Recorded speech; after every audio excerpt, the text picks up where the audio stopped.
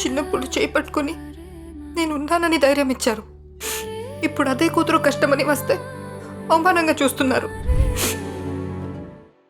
ఆదర్శ్ ఇలా కీర్తితో నిజం చెప్తాడనుకోలేదు.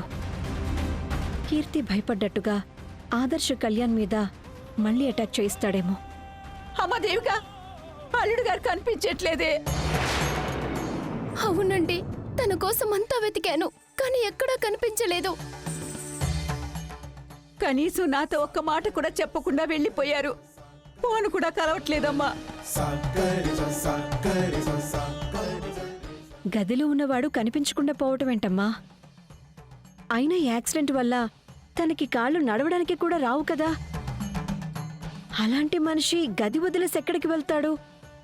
అదే మాకు అర్థం కావడం లేదు. అంతా చూసాం, అల్లుడు గారు ఎక్కడా కనిపించలేదు. ఎలా మాయమైపోయారో ఏంటో అర్థం కావడం లేదు. ఎందుకు మాయమవుతారమ్మా? పద చూద్దాం, పదండి.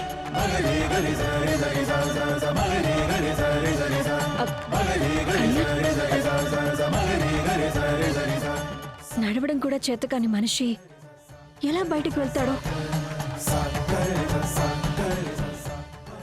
లేదంటే ఆదర్శ్ వాళ్ళ మనుషులు వచ్చి మూడో కంటికి తెలియకుండా కళ్యాణ్ని తీసుకువెళ్ళుంటారా?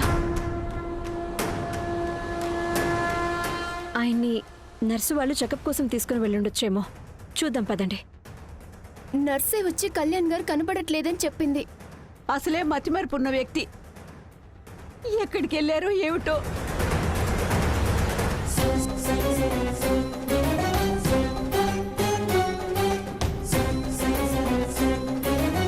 డాక్టర్, సడన్ గా నా భర్త గదిలో కనిపించకుండా ఎక్కడికో వెళ్ళిపోయాడు.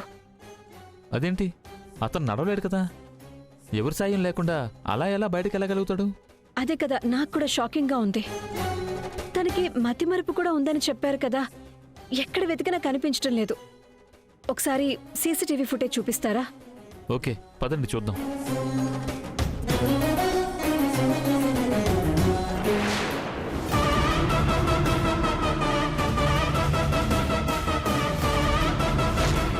అతని కాళ్ళు కూడా దెబ్బతిన్నాయి. స్పర్శ జ్ఞానం ఉండదు.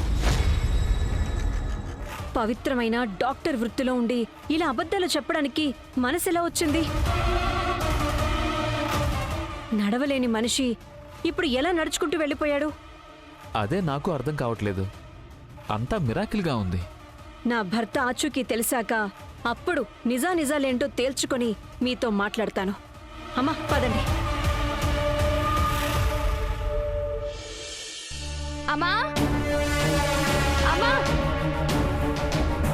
అమ్మా. ఏమైంది కీర్తి? ఎందుకింత కంగారుగా ఉన్నావు? ఏం లేదమ్మా. ఏదో దాస్తున్నావు కీర్తి. ఏం జరిగిందో చెప్పు. ఆదర్శ్తో గొడవ పడ్డావా? లేదంటే మీ మామయ్య వాళ్ళు నేనేమన్నా అన్నారా? అలాంటిదేం లేదమ్మా. దేవిక గారు కళ్యాణ్ గారిని హాస్పిటల్ నుంచి తీసుకొస్తానని చెప్పారు. చూసి వెళ్దామని వచ్చానంతే. అబద్ధం చెప్తున్నావు. కళ్యాణి చూడటానికైతే హాస్పిటల్కి వెళ్ళాలి గాని ఇంటికి రావాల్సిన అవసరం ఏముంది? నిజం చెప్పు, ఏం జరిగింది? చెప్పలేదంటే నా మీదొట్టే కీర్తి.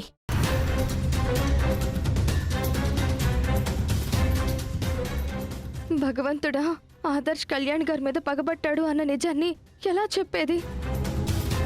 తల్లి మీద ఒట్టేసినా సరే నిజం చెప్పలేదు అంటే నీకు తల్లేమైపోయినా పర్వాలేదన్నమాట. అమ్మా, ఆపమ్మా. ఏంటా మాటలు?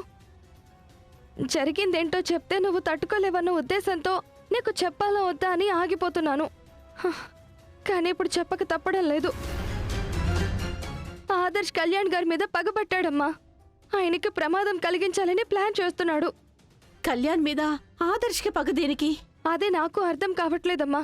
తన ప్రాణాల మీదకి తెచ్చుకుని మరీ నీలకంఠాన్ని అరెస్ట్ చేయించాడు. ప్రాణాల మీదకి తెచ్చుకోవడం ఏంటి?